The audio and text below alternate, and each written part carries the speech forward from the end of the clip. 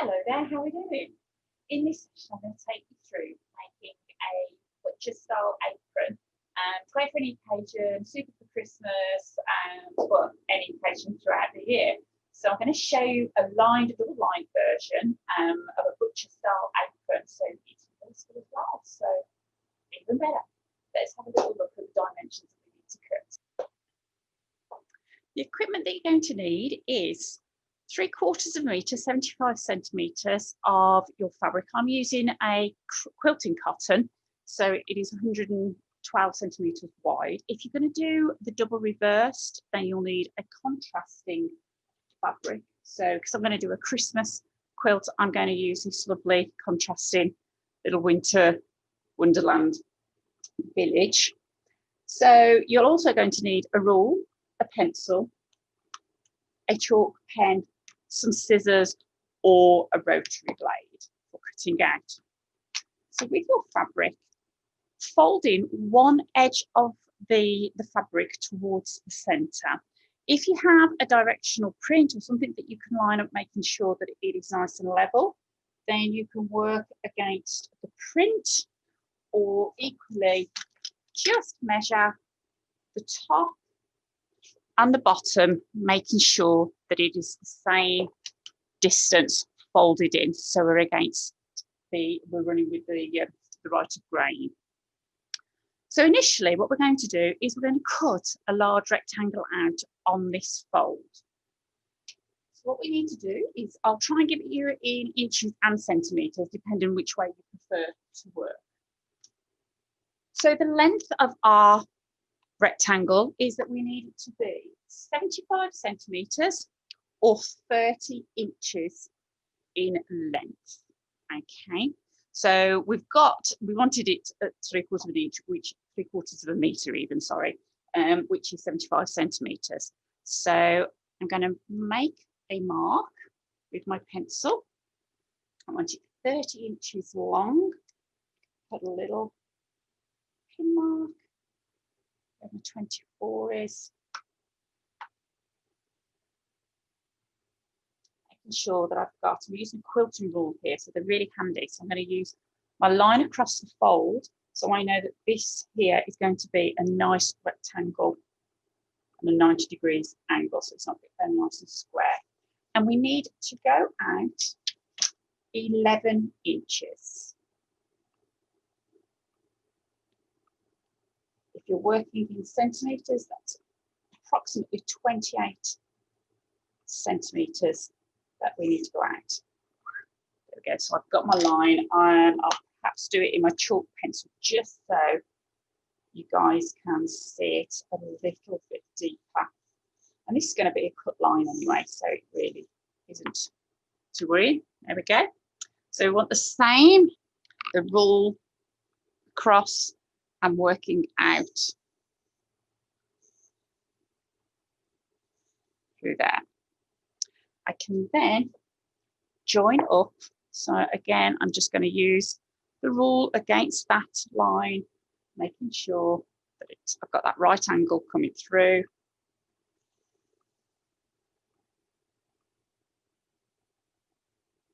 And we make a rectangle. The next thing that we want to do, now if you've got a directional print like I have with the Winter Wonderland one, we need to make sure that the print is running down. So I'm going to use the left-hand side as being my top section. Just let the camera back into angle a little bit easier. So the next thing I want to do is mark out along the top, which is going to go across the top of our chest, 5.5 inches. So I'm just going to mark out 5.5 inches, which is approximately 14 centimetres. Then for our armhole shaping, from the top corner, I want to mark down 10.5 inches, which is approximately 27 centimetres. So I have these two marks that I now want to connect through. So it's fine to go with a straight line, or we can, if we want to, just curve that through. For now, we can just do a straight line. Okay, and we're ready to cut out. So using your scissors or the rotary blade if you wish to, you can pop a couple of pins through both layers of fabric if you feel that you need to keep it a little bit more anchored into place. When we're cutting out, always aim to get the bottom blade of your scissors and keep them on your table, your work surface that you're cutting out at. And it's the upper blade that is going to move, which will then give you a lot more control with your scissors. There we go. Once we have that cut out, you can use that as your template to cut your reverse fabric out if that's what you're doing. The next thing we need to do then is to make our straps and neckties. So for this one, I will use my cutting mat and rotary blade. So bring this into place. So we're going to need 4 lots, 2 waist ties and 2 neckties. So this time I'm going to fold my remaining fabric up lengthwise, so along that second selvage. Place that again. I'm just checking my pattern against my fold, the selvage.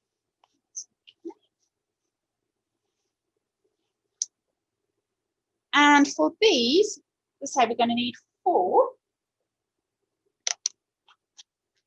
and they need to be 58 centimetres long, which is 23 inches long by 2 inches, 5 centimetres wide. So we're going to need those 4 times.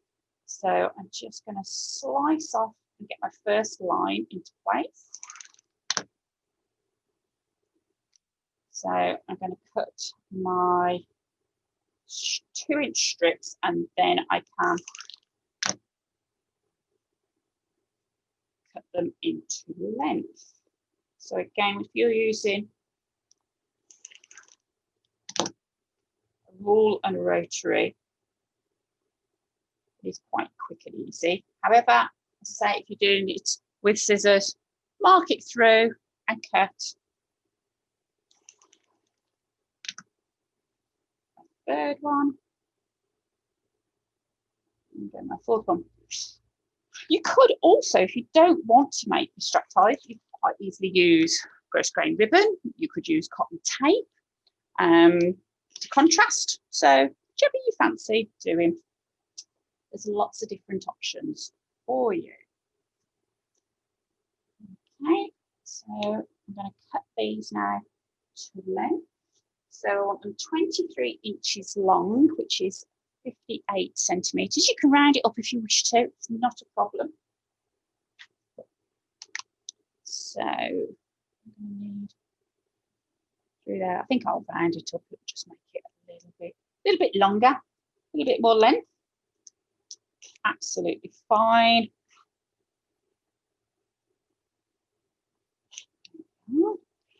So as I say, these make such a lovely present.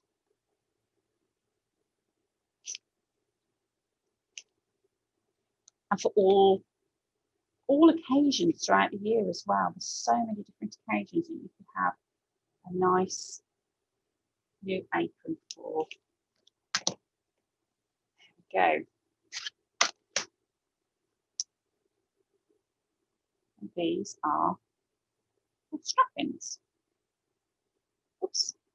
So with these, you can start prepping these. Take them to the ironing board. So it is a case of fold lengthways. Just going to finger press along. So take them to the ironing board and give them a better press. And then fold the raw edge into the centre.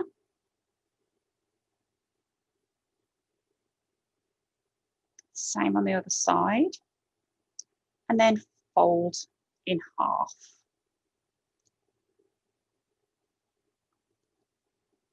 Now we've only got to neaten the one edge. So once you've got this pressed in place,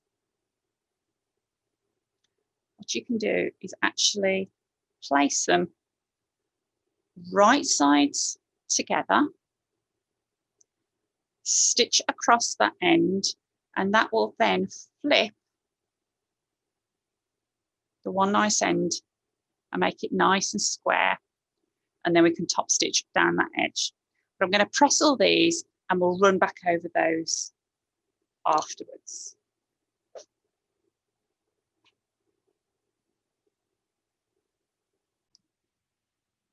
So I've pressed all the straps and ties. So I've pressed in approximately 1 centimetre 3/8 into the centre, and then pressed into the centre so those folded edges will meet. To get a nice edge on the one end, which is going to be on the outside, we're going to fold backwards. So we've got right sides together, and we've got those raw folded, well, we've got the folded edges together, haven't they? They're not raw. Okay, and we're going to place underneath, and we're going to stitch across. A little bit of reverse stitch when I get to the end, all the way back in, pull out. You can trim if you need to, but I've only done a very small seam allowance. Fold that seam allowance back on itself and push through to the right side. You can just use the end of the scissors just to get that point through. And that way we've got a really nice folded edge that we can now top stitch these edges together, and we've got a nice piece on that end. Now I've found that it's a lot easier if you start at the raw edge end, because it's a little bit bulkier at that bottom folded end. Sometimes it's hard for the feed dogs to actually sort of get going. So this way, and I don't like reverse stitch too much. So just lined up the edge of my fabric between a mark point on my foot, mid position down, place the stitch length at a little bit longer, 2.8.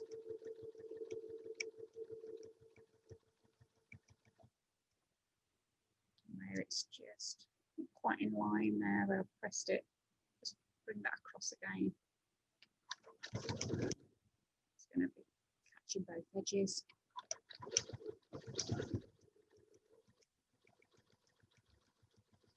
Nice and steady, without going fast and jittery, I mean to stop and start. Slow and steady along that line, keep it nice and smooth. Bottom edge, there we go, and pivot.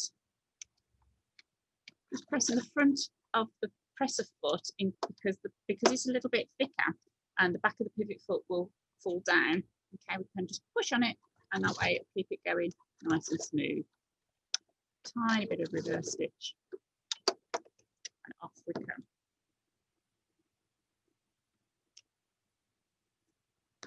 There we go, and that's our ties in place. So we're going to repeat that on the other three and have a look then at putting our actual apron together.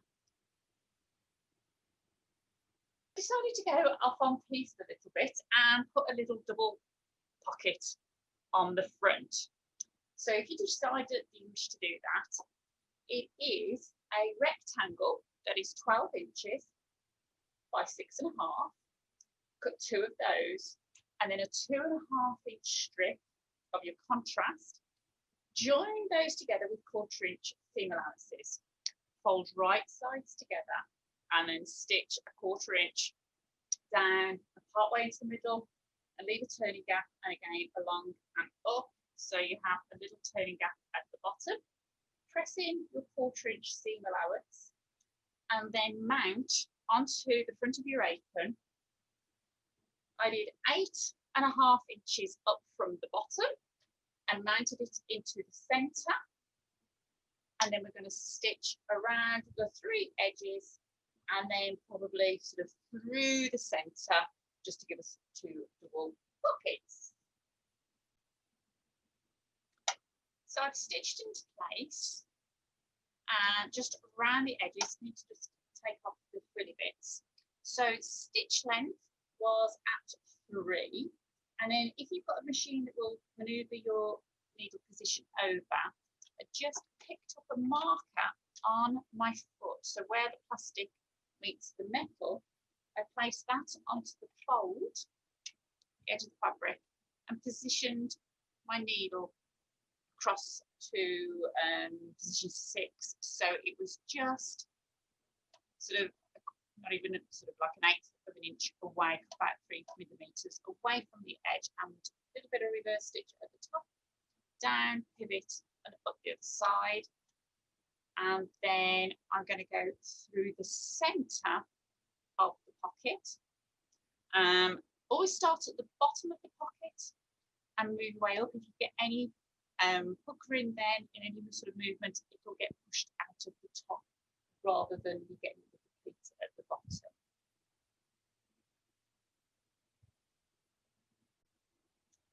Now that the pocket is in place, situ, it's time to put the straps and the neckties into place. So place it into the apron, position the strap in 1/4 of an inch down from the end point on both sides. And if you overhang them by 1/4 of a point, it would just give them an extra little bit of secureness. Same at the top. So again, position them so we are 1/4 of an inch, 5-6 millimeters in from the top, and overhanging, protruding by the same again.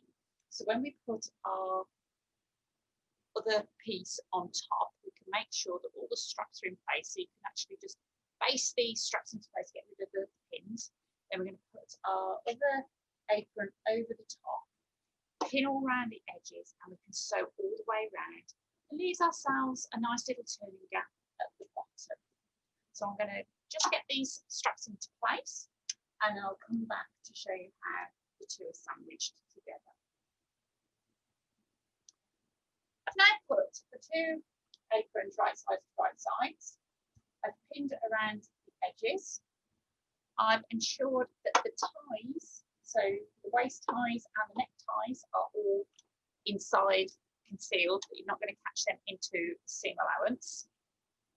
I'm going to start at the bottom, work my way around using a 1/4 inch, 6 millimeter seam allowance until I get to the other end at the bottom. So I've left myself a turning gap so you can get your hand through and turn that through. If you didn't want to double line this apron, when you could do a double folded in little hem. So you'd fold in 1/4 of an inch and fold again 1/4 of an inch and top stitch all the way around. And what would happen with your little ties, you'd fold in 1/4 of an inch, you could trim that off, and when you fold in again, that's actually going to keep them really nicely and secure into place, and you could just top stitch round. So that's if you just wanted a single layer apron. And here we're just going to carry on and do our reversible double apron. So off I go, and I'll see you on the other side when I've turned it through. There we have it. Turned it through. I've given it a nice press to keep those edges nice and crisp. We've got the turning gap at the bottom that I've pressed in. So all that's left to do now is to go around the edge with a very narrow seam of top stitch just to keep everything into place. When you do your corners, just notice this one. Okay. fold put your thumb in, fold your one seam behind and hold it with your finger, fold it over with the other finger, and then you turn through and you've got a nice crisp corner, nice and square. So we're going to go all the way around with a top stitch,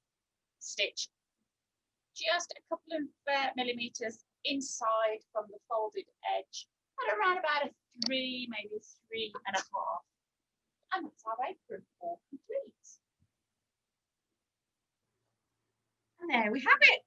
We have our reversible butcher's apron with our pockets. So I hope you've really loved joining us to make our apron, and you have many more apron experiences. Thank you so much. Bye bye now.